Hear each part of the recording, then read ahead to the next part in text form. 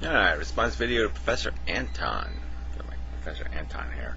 Anyway, yeah, halfway through his video or so, I remember somewhere towards the end it was interesting. I don't remember why, but there was some reason I said I have to do a response to that.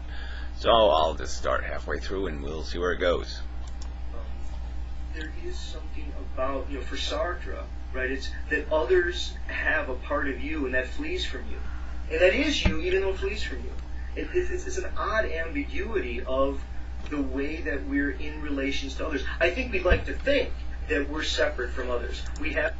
Yeah. Well, whatever. There's an argument to be made that we are separate from others, okay? And that all we do is we interact with words. We throw words at the other guy, he throws words at us. He might smell, he might make some gestures, he might do something. And yeah, we'll be impacted by it because we'll observe it. Like I observe your video right now, like I could watch a TV program, like I could spin this pair of scissors on the table, whatever. I can find all kinds of things that I'll interact with and they will... That experience will bounce around inside my head, but that's all it is. It's just an experience. We experience each other. Let's not make it a big deal, huh? It's not that complicated. We just become part of the program. These island, the imaginary person who either lives off on an island alone or does all this sort of stuff. Even they're breathing air. They're needing atmosphere, they're needing food to metabolize, they have all kinds of organs. Yeah, I know, okay, but see, you're talking about like it's some sort of spiritual event, okay? The same is true for a cockroach. I mean, yes, we are part of the universe. We're made out of energy, okay, that has coalesced into this stuff we call matter. And we're a chemical compound, a real mixture of stuff. But let's, we know what we are. We know what we're pretty aware of the gears that turn, okay? And the gears that turn are kind of crude and stupid and silly. That are being regulated and taken care of by bacteria that we say aren't us, and yet again we rely upon them. There's all kinds of things. Well, they're parasites, and we've come to learn how to adapt to their existence within us. But let's not. That's how we evolved. That's right. But we're not really a community. I mean, I'm not connected to my bacteria in any way.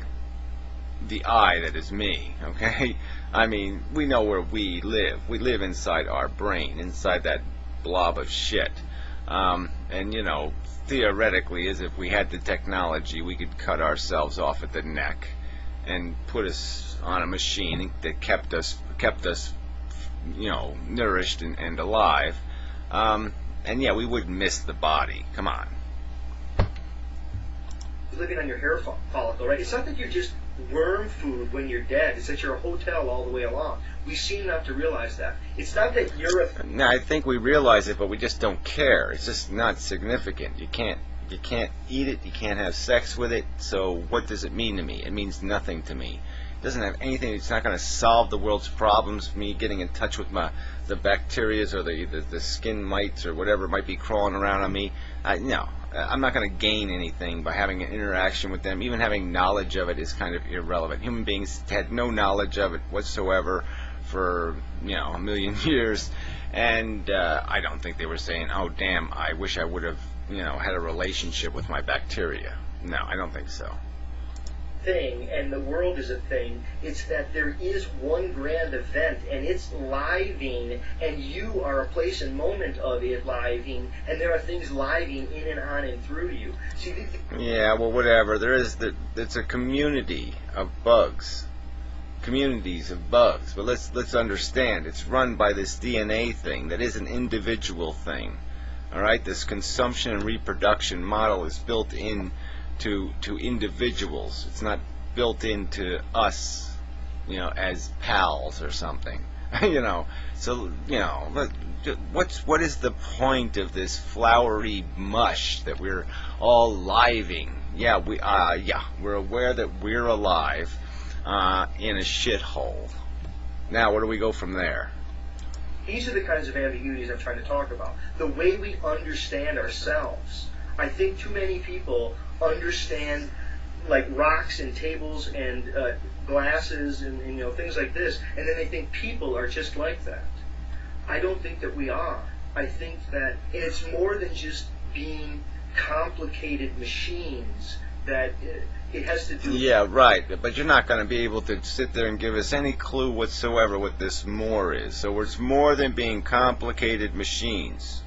More where? Where is the more? Okay, I mean, he's hiding underneath God's robe, right? Or it's somewhere on the back of the unicorn, or it's in the leprechaun's pocket, or Goldilocks' little basket of stuff. That's where it is, right? That's where the more is. Goldilocks. No, that was Red Riding Hood had a little basket, right? Yeah, Red Riding Hood's little basket. That's where it is, right? Come on. With historicity. It has to do with certain relations to others. I think our relations to others are more mysterious and rich than we sometimes think. Oh, well, whatever. I mean, our relationship to each other could be so much better than it is. Our lives could be so much richer than they are. But yes, of course, we've chosen this kind of cultural structure. We being society in general over a period of time.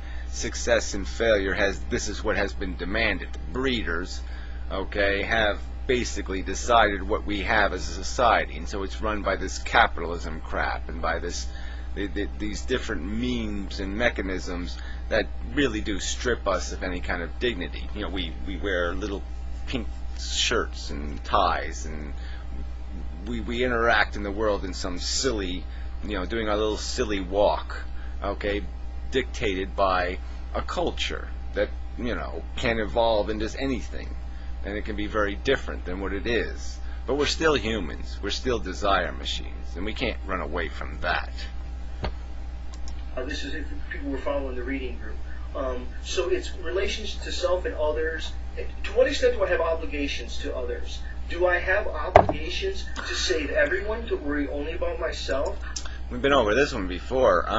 Yeah, you have an obligation, basically, not to consume inefficiently.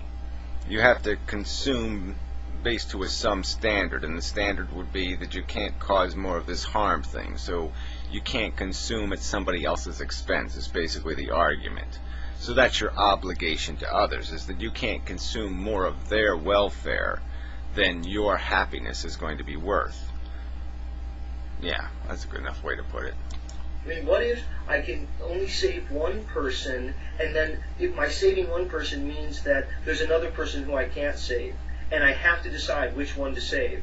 Now, where will come the moral criteria? So, yeah, well, we know. You either decide because you have a clear choice, like Hitler and, whatever, Sally Goodshoes, or it's two equals and you have to flip a coin.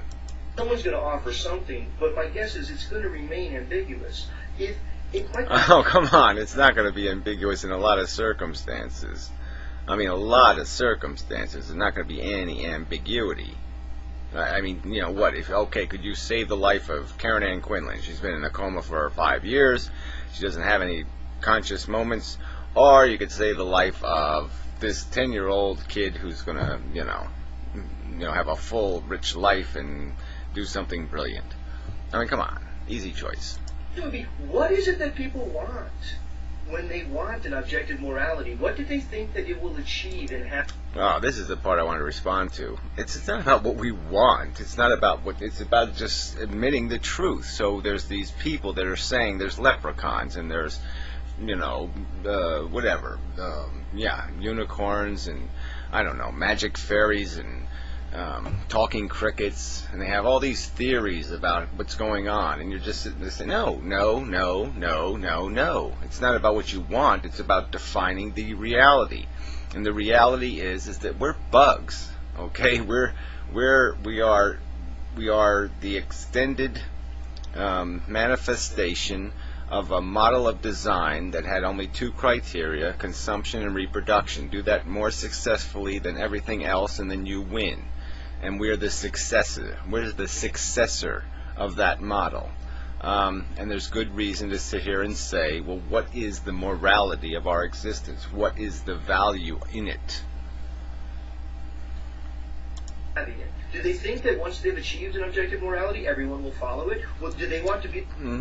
No, the point would be is to make the argument, to say that yes, there are no leprechauns, there is no God that designed it, there's no intent behind any of this, we're just matter. So we have to take responsibility for our existence because we have intelligence.